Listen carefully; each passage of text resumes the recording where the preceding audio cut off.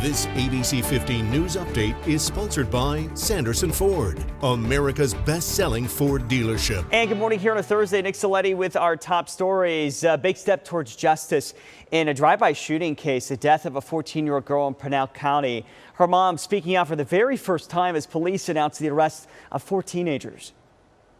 I never in my life thought I would be this parent.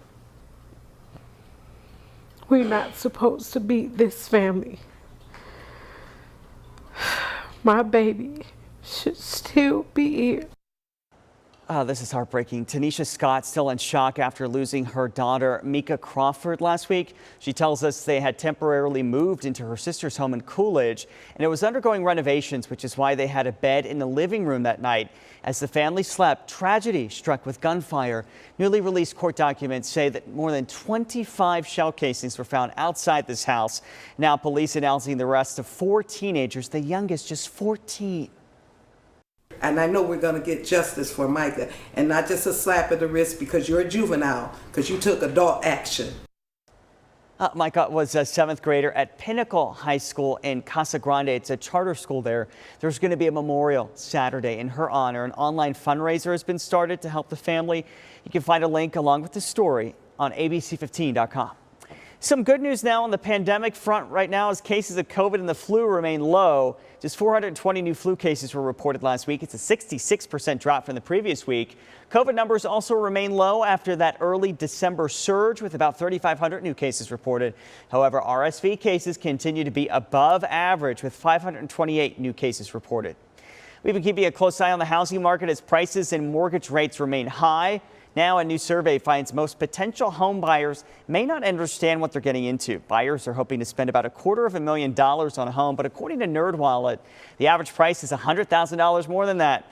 As a result, a lot of would-be buyers are falling short. 70% of people who planned to buy a home last year were not successful. Renting a car is becoming a big challenge here in the Valley as we prepare for the Super Bowl and the Waste Management Phoenix Open.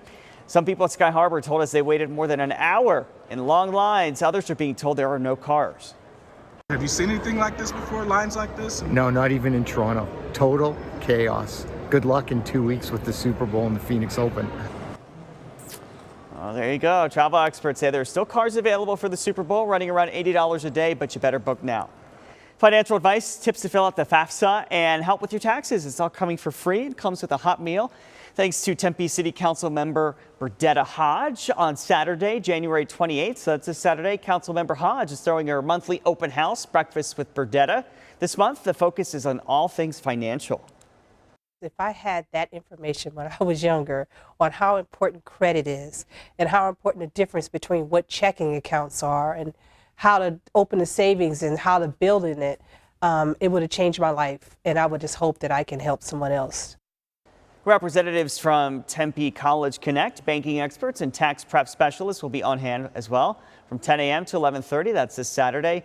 And you don't have to live in Tempe to attend. For more information, go to abc15.com/smartshopper.